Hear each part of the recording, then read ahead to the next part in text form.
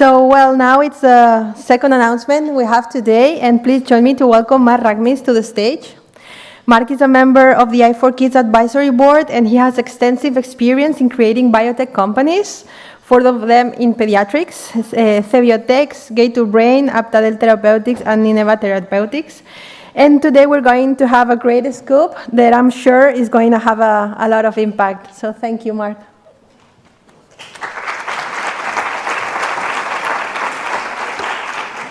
Hi, thank you to the organizers. Great news, Maria, from the Eat Health program. So I think it was about a year ago, exactly in this room, during a roundtable here, after an inspiring speech by John Parker, the founder of Springhood Ventures, that we were having a very optimistic conversations here about if we can create an investment fund or we can create an investment vehicle here in Europe between public and private institutions to support pediatric-first technologies.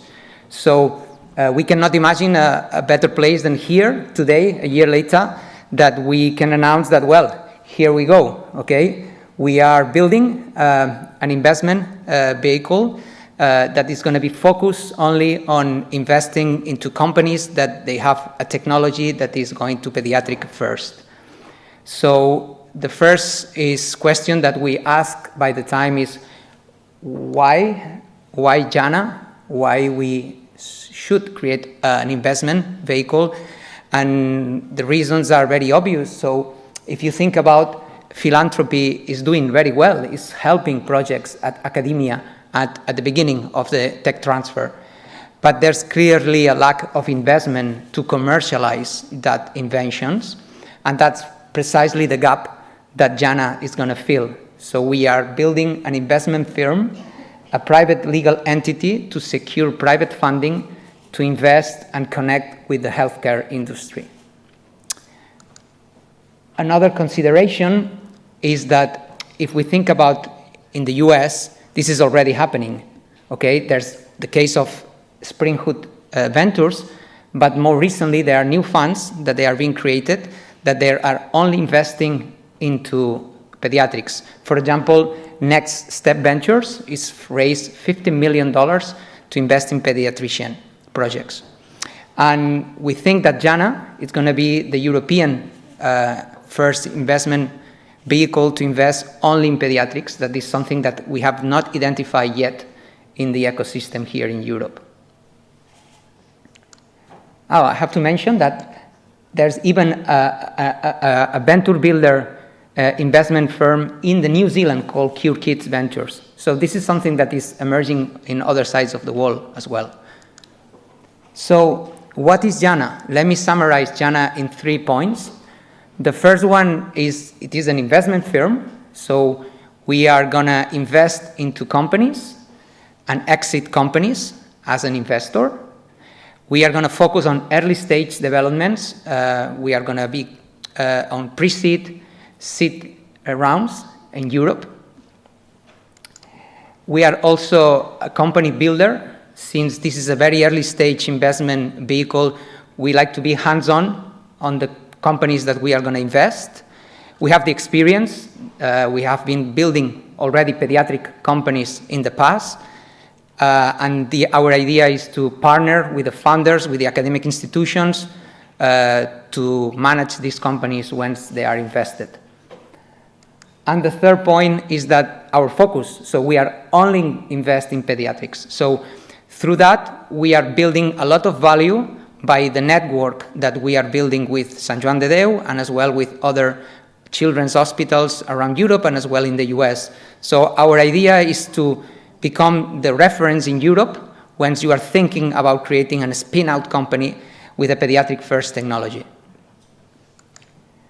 The challenge has been already described for many of you, but during the lunch break, person Giacomo told me that what happens about medicines. So let me focus on medicines. So there are already medicines in development for adults, a lot, but there are only 12 drugs that has been approved for pediatric oncology for children. And if you check that data, 1 on 285 to get the cancer before you are 20 years old. So this is a clear need, a challenge here. As well, that the drugs that they are already approved, they work sometimes more and more often in adults, but this is not the case for many children. So you have here the case of Colby, a patient in Boston who has already received 13 different treatments and it doesn't work. So we need to design and develop drugs first for children, not sometimes could work reposition drugs that has been developed for adults to children. The biology of a tumor in a child is completely different. So this is a very important point. So our responsibility at JANA is to develop that medicines, treatments, digital therapeutics, medical devices to pediatric first. And the opportunity is there. So I've been in many different debates about the market.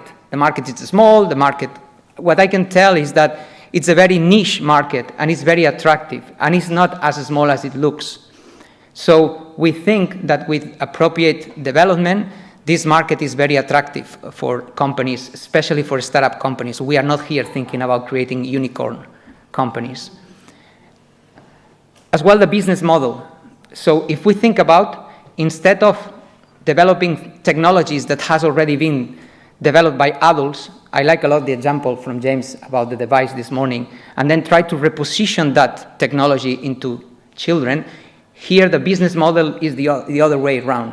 We are going to develop things first for children, but we are going to choose platform technologies that then afterwards we can do business development and licensing out or do partnership to develop for adults. But the mission, the importance here is the first indication, the first development is for children. The other opportunity is on that the needs, the unmet medical needs are very well identified. So it's clear where we have to go. And this is known by public and private organizations around Europe and the US. Today, the news from AT Health proved that. So the idea is that the regulatory pathway is has proven very benefits if you go first to pediatrics. So we see that as an opportunity to develop the technologies. At the end, how we are going to work, how we work, is doing 3 steps. The first one is we are going to build. This is something that we are already doing.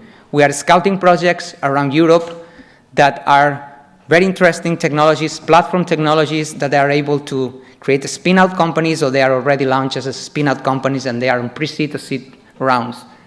We do due diligence and we are building teams around, creating teams, building teams around these companies. The second step is to launch, go through the tech transfer process, investment committee, and then invest into the companies and then grow the companies with business development, with management capabilities, and then exit the companies. And let me explain you that in a particular case as well in therapeutics. This is a company called Apfadel Therapeutics here in Barcelona that has been created by this amazing scientist, Oscar Martinez Tirado. He's a professor, and he has been working for the last 15 years on the biology of pediatric tumors in sarcomas. So he comes with this fantastic technology. Is a platform technology, is an RNA that is conjugated with an aptamer to deliver RNA into the tumors. And he has developed a lead compound that is precisely developed for children, for Ewing sarcoma. We can think about this platform technology, and actually we are already seeing that has an amazing application as well for adults. But it is the mission of the company to develop that first for Ewing sarcoma. And Apfadel is looking investors for pre-Series A and Series A to do that, aligned with the mission of the company. So that's the type of technology companies in therapeutics that we are looking for, but not only in therapeutics, obviously. What we are looking for. So we are considering to start investing into the companies during the first quarter of 2023. So now we are very actively scouting projects in 3 different areas: novel therapeutics, no reposition of adult therapeutics, digital therapeutics or not, and as well deep technology. We have areas of preference: oncology, ultra-rare diseases, advanced cell therapies, robotics, digital therapeutics, and projects that they are all currently still at academia or during the first steps of the company where they are raising pre-seed and seed rounds.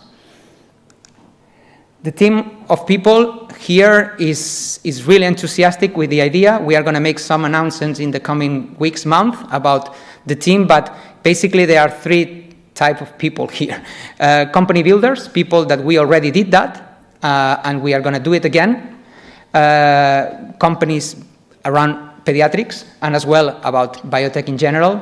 Then we have the advice of people from the investment arena, people that they are working already in BCs, foundations, people that know how to help us to manage with BCs and as well with pharmaceutical industry. And the third part, and probably the more essential one at the beginning, is expertise on pediatrics. People, clinicians, scientists, innovators, that they are experts in pediatrics. And that's the most important value at JANA, the network of people that we are building around this project. And, well, if you are interested and you have a project, please contact us, and it's a pleasure to be here. Thank you.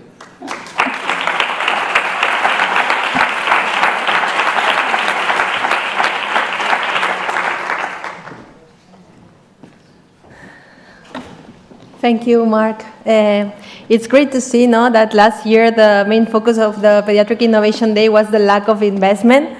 And in fact, that 1 year after, we are able to see projects like JANA becoming true and EIT Health supporting pediatric projects. So I'm really excited.